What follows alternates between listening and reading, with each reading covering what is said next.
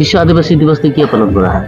কিয় পালন কৰা হয় মানে আমাৰ বিশ্ব আদিবাসীটো হ'ল চব আমাৰ যিমান আদিবাসী সকলে যিমানখিনি আছে চবেই যাতে আমাৰ নিজৰ জাতিটোৰ আগ্ৰহ ল'ব লাগে আৰু ভালকে মানিব লাগে। যিমানখিনি আমাৰ আদিবাসী মানুহ আছে, আমাৰ আদিবাসী মানুহ গোটেই দিনটো গোটেই জীৱনত কষ্ট কৰে, কিন্তু আজিৰ দিনটোৰ কাৰণে মোৰ বহুত দুখ লগা কথা।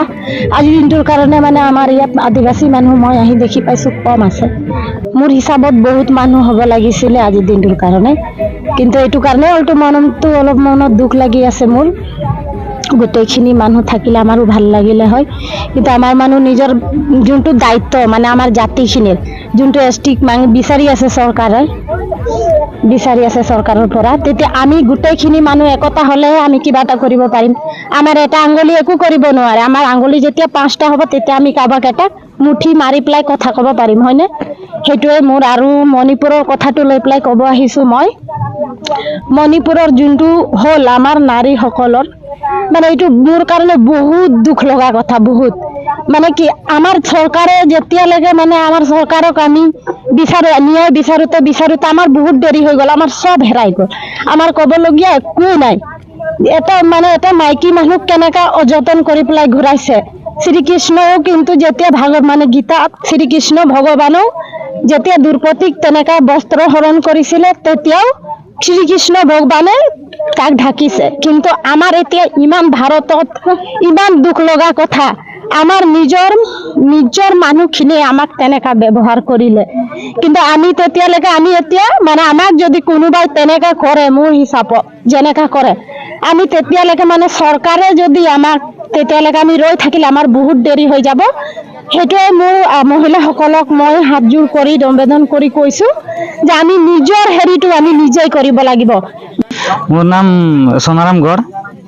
তাৰপিছত আজি আমি বিশ্ব আদিবাসী দিৱস পালন কৰিছোঁ। আজি আমি বিশ্ব আদিবাসী দিৱসটো বাৰু কিয় পালন কৰা হয়? বিশ্ব আদিবাসী দিৱসটো এইটো কাৰণে পালন কৰা হয় যে এটা সময়ত আমাৰ গোটেই মানে ৱৰ্ল্ডত আদিবাসীসকলৰ এটা এই আজি 1985 নে কিমান চনত আছিলে, তেতিয়া UN গঠন হৈছিলে। UN গঠন হোৱাৰ পিছত 82 চনত আমাৰ UN গঠন হৈছিলে আৰু 9 আগষ্টতে প্ৰথম কাৰ্যকাৰী হোৱাৰ কাৰণে 9 আগষ্টটো বিশ্ব আদিবাসী দিন হিচাপে ঘোষণা কৰা হ'ল। সেই হিচাপতে পৃথিৱীত যিমান আদিবাসী মানুহসকল আছে আৰু যিমান আদিবাসী জনজাতীয়সকল আছে সকলোৱে আমি এই বিশ্ব আদিবাসী দিৱসটো পালন কৰোঁ। আৰু সমগ্ৰ আমাৰ ইয়াতে যিমানবিলাক আছে ওৰাং, চাওতাল, মুণ্ডা, খাৰিয়া, গঁড়, ভিল, কয়া আদিকে কৰি ইয়াতে আপোনাৰ কিছুমান আৰু জনজাতিও আছে, কিছুমান বড়ো আছে, কাৰ্বি, ৰাভা, ডিমা হাছা এনেকুৱা লৈ পেলাই কিছুমান জনজাতি সকলোৱে আমি আদিবাসী হয়। আৰু আদিবাসী হিচাপতে আজি বিশ্ব আদিবাসী দিৱসটো আমি পালন কৰিছোঁ আৰু গোটেই সৰ্বভাৰততে এই দিৱসটো পালন কৰিছোঁ। হয়, আজি এই বিশ্ব আদিবাসী দিৱসৰ আখৰাৰ পৰা অসম চৰকাৰ মানে আদিবাসীটো অসমত ভাৰততে ট্ৰাইবেল হয়, কিন্তু অসমত ট্ৰাইবেল নহয়। এই মেছেজটো কেনেধৰণে আপুনি চৰকাৰক আহ্বান জনাব? হয়, চৰকাৰক আমি এইটোৱে জনাব বিচাৰোঁ যে আজি অসমৰ বাহিৰত যিবিলাক ৰাজ্য আছে সেইবিলাক ৰাজ্যত আমাৰ মানে ওৰাং, মুণ্ডা, চাওতালবাৰীবিলাক মানে এছটিকৰণ হৈ আছে আৰু আমাৰ অসমত বৰ্তমানলৈকে এছটিটো দিয়া নাই। গতিকে অসম চৰকাৰক মই এইটোৱে ক'ব বিচাৰোঁ যে যি 15 ছেপ্টেম্বৰ 2022 তাৰিখে আমাৰ বিদ্ৰোহী সংগঠনৰ লগত যি নেকি চুক্তি হৈ গৈছে, তো অসম চৰকাৰৰ নেতৃত্বত কেন্দ্ৰীয় চৰকাৰৰ লগত যি চুক্তি হৈছে সেই চুক্তিত মই অসম চৰকাৰৰ মুখ্যমন্ত্ৰী হিমন্ত বিশ্ব শৰ্মাক ধন্যবাদ দিব বিচাৰিছোঁ। লগতে আমাৰ যিটো প্ৰথম দফা আছিল এছটিকৰণটো দিলে আমি অতিকৈ ধন্যবাদ দিম, কিয় কি আমাৰ আদিবাসী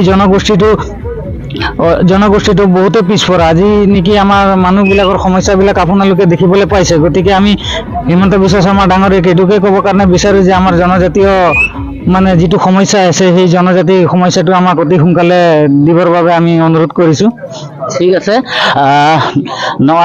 नवा विश्व आदिवासी दिवस खन तिहिं आसाम सरकार भारत सरकार ठे नुको को रिक्वेस्ट को दो केदा आरो जेना को अरदास केदा को जे भारत रिया सनाम ठाई रे आदिवासी को दो माने एसटी स्टेटस रे शामिल मेना का मेन खान दुख रिया कथा दुर्भाग्य रिया कथा आसाम रेन आदिवासी को दो तिहिं भारत स्वाधीन 75 सेरमा होई पार्लियामेंट रहो आसाम रेन आदिवासी को दो एसटी दर्जा रे आसाम सरकार से भारत सरकार तिहिं उनको बाय शामिल का को और नुको ग्रास रूट रेन नुको तिहिं नोडे जहां को शामिल का नुको विश्व आदिवासी दिवस रेन नुको हो आसाम सरकार भारत सरकार टेको आरोज केदा जीवन अडी उसरा गे 15 सितंबर रे ओकाटा जो शांति चुक्ति स्वाक्षर होय ओना रे ओकाटा एकॉर्ड रे ओकाटा ऑल मेना उनको ओना को मेनता जेमन एसटी रिया ओकाटा दफा मेना ओना हो जेमन सरकार अडी क्विक एक्शन से इम्प्लीमेंट है हटाओ मा आसाम फोकस को इंगे कुर्बेश्वर मारांडी ना बिश्वनाथ दिले ना जपबड़ी